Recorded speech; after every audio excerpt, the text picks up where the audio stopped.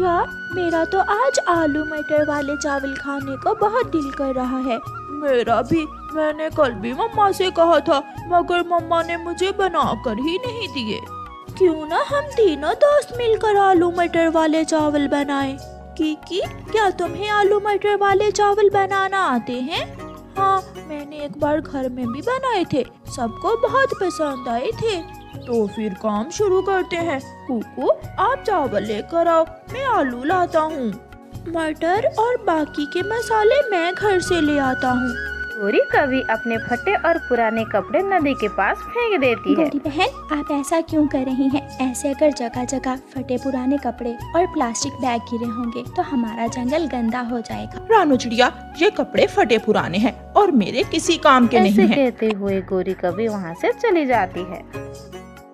ये कपड़े उठाकर ले जाती हूँ और घर के किसी कोने में रख दूँगी। रानू चिड़िया ऐसा सोचकर वो फटे पुराने कपड़े उठाकर ले जाती है। आप आज फिर पुरानी चीजें उठा लाई हैं। ये पुराने कपड़े हमारे किस काम के हैं? गुड़िया बेटी, जंगल को मैं गंदा नहीं देख सकती। मैं किसी दिन जंगल के बाहर जाऊंगी और ये सारे पुराने कपड़े गड्ढा खोदकर दबा दूंगी। इस तरह एक दिन तोता अपने पुरानी शर्ट एक पेड़ के ऊपर फेंककर चला जाता है।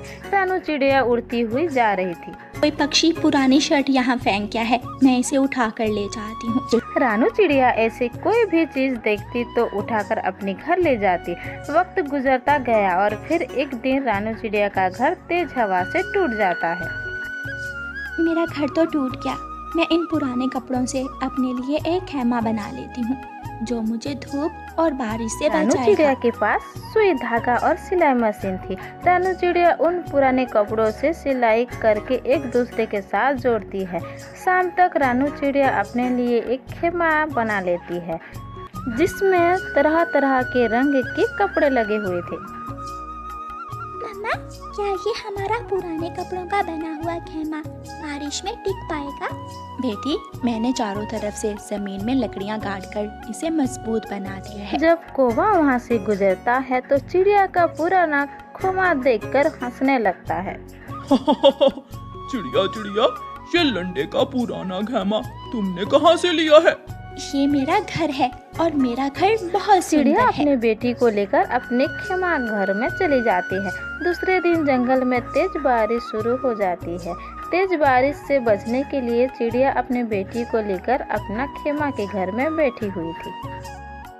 मम्मा, सच में हमारा खेमा तो हमें बारिश से बचा रहा है। हाँ, बारिश का पानी अब हम तक नहीं कुछ आएगा। देर बाद कौवा का घर तेज बारिश से गिर जाता है।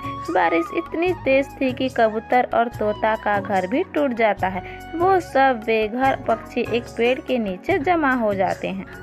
आलू जी, क्यों ना हम सब दूसरे जंगल चले जाएं? दूसरे जंगल में कौन हमारा जानने वाला रहता है? कौन घर देगा हमें? मेरी मानो तो हम सब मेरे मामा जी के घर चले जाते हैं। कौवे कौवे, कृपया करो, हमें भी अपने साथ ही ले फिर जाओ। कबूतर, तोता, गौरी कवि और कालू कौवा अपने मामा जी के घर की तरफ उड़ते हैं। वो सब बारिश में भीगती हुई कालू कौवे के मामा जी के पास पहुंच जाते हैं। वो देखकर हैरान हो जाते हैं। उनका मामा जी टूटे हुए घर के ऊपर बैठा हुआ रो रहा था। मामा जी, क्या आपका घर भी टूट गया? हाँ भांजे, शुक्रिया। क्या तुम मुझे लेने आए हो? नहीं मामा जी, हम सब तो बारिश से बचने के लिए आपके पास आए थे। अब क्या होगा? कौन बचाएगा हमें तेज बारिश से? हम सब रानू चिड़िया के पास जाते हैं और रानू चिड़िया से सलाह करते हैं। तेज बारिश से उसका घर भी तो टूट गया होगा। हम सब मिलकर किसी पेड़ की खोखर में छुप जाते हैं। रानू चिड़िया के पास कोई ना कोई उपाय जरूर होगा, हमें जाना चाहिए। फिर सारे पक्षी रानू चिड़िया के घर की तरफ चले जाते हैं। वो सब रंग बिरंगे कपड़ों से बनाया मजबूत खेमा देखकर बहुत खुश हो जाते हैं। ये खेमा किसका है? हम आवाज देकर पूछते हैं, कोई है इस पुराने खेमे में? गौरी, याद आया, ये खेमा तो रानू चिड़िया का है, लेकिन मैंने उसका बहुत मजाक उड़ाया था, इसलिए वो कभी भी हमें अपने खेमे में आने नहीं देगी। तभी रानू चिड़िया कपड़ा उठाकर बाहर आती है। चिंता ना करें, मेरा ये पुराने कपड़ों का खेमा आप सबको भी बारिश से बचाएगा। सब मेरे खेमे के अंदर आ जाएं। फिर वो सब रानू चिड़िया के पुराने खेमा के घर के अंदर चले जाते हैं।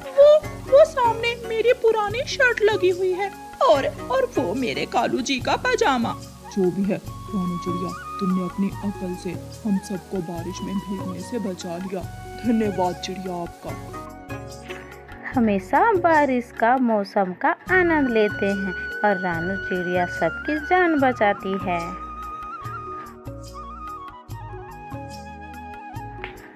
कुक्कू, जग्गू और किकी तीनों नदी के पास बैठे हुए थे।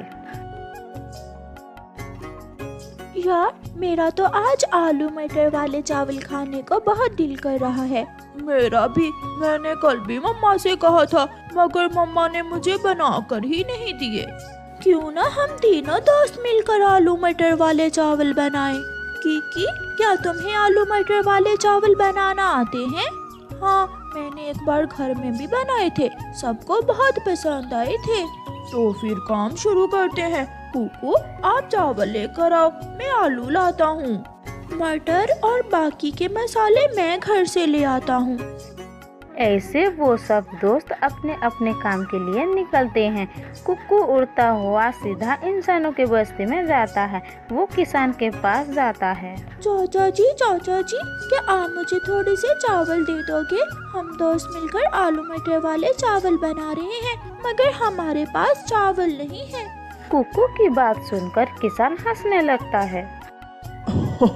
जाओ, तुम घर जाओ और अपनी चाची से कुछ चावल ले लो, वो जरूर तुम्हें चावल दे देगी। फिर कुक्कू खुशी खुशी किसान के घर जाता है।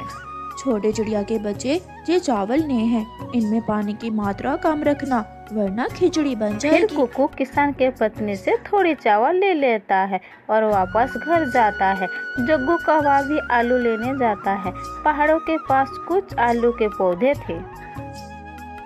मम्मा ने बताया था कि ये आलू के पौधे हैं, मगर इन पर तो आलू लगे ही नहीं हुए। जग्गू कौवा निराश हो जाता है और थोड़ी दूर बैठी हुई हरियाली तोती के पास जाता है। आंटी, क्या वो सामने वाले पौधे आलू के हैं? हाँ छोटे कौवे, वो पौधे आलू के ही हैं। आंटी, मगर उन पौधों पर तो कोई आलू नहीं लगा हुआ। मैं यहाँ आलू लेने आया था।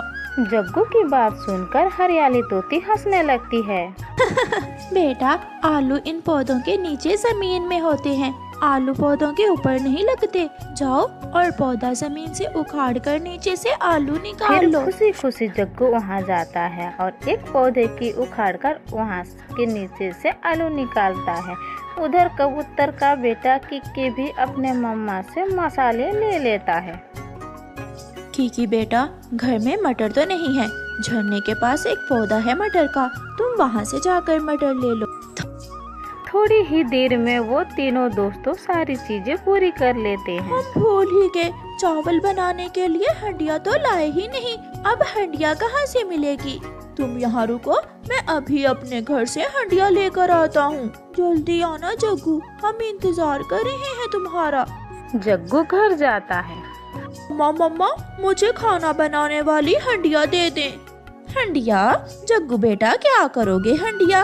मम्मा, हम सब दोस्त मिलकर आलू मटर वाले चावल बना रहे हैं। हमने सारी चीजें जमा कर ली हैं, बस एक हंडिया ही नहीं है। जग्गू बेटा, अपने दोस्तों से कहना कि थोड़े से चावल मेरे लिए भी भेज दें। मेरा भी आलू मटर वाले चावल खाने को बहुत दिल कर रहा है। मम्मा, अगर बचे तो मैं ले आऊँगा। फिर वो तीनों दोस्त मिलकर आलू मटर वाले चावल बनाना शुरू करते हैं। हंडिया के नीचे आग जल गई थी और प्याज की धीमे धीमे खुशबू दूर दूर तक जा रही थी। मम्मा चिड़िया के मुंह में पानी आ रहा था। वो भी खुशबू सूंघते हुए उसके पीछे पीछे उड़ती हुई वहाँ आ जाती है। खाने को बहुत दिल कर रहा है, क्या आप मुझे भी थोड़े से आलू मटर वाले चावल दोगे? मम्मा, मगर जग्गू और किकी? हाँ आंटी, हम सब मिलकर खाएंगे, मेरी मम्मा भी मांग रही थी। पीछे से गोरी कभी भी आ जाती है। चिड़िया, जब से जग्गू ने मुझे आलू मटर वाले चावल का बताया है, मेरे तो मुंह से पानी ही नहीं रुक रहा। गोरी, देखते हैं अब बच्चे क्या करते हैं, हमें चावल देते हैं या नहीं। जग्गू और कुकू, आप दोनों की मम्मा तो आ गई, मगर मेरी मम्मा नहीं आई। मैं भी अपनी मम्मा को बुला लाऊं क्या? हाँ किकी, जल्दी से जाओ और तुम भी अपनी मम्मा को बुला लाओ। फिर किकी अपने मम्मा को लेने चला जाता है। थोड़ी ही देर में चावल पककर तैयार हो जाता है। चावल की खुशबू सबकी भूख बढ़ा रही थी। फिर मम्मा चिड़िया प्लेट में चावल डाल डाल कर सबको देती है और वो सारे पक्षी मजे मजे से आलू मटर वाले चावल खाते हैं। सच में इन बच्चों ने तो कमाल कर दिया। ऐसे चावल तो मैं भी ना बना सकती थी। बच्चों, ऐसी पार्टी तो आप रोज ही कर लिया करो। फिर वो सब हंसने लग जाते हैं। हेलो दोस्तों, अगर ये वीडियो आपको अच्छी लगी हो तो प्लीज़ मेरे चैनल को सब्सक्राइब कर देना और एक कमेंट भी कर देना।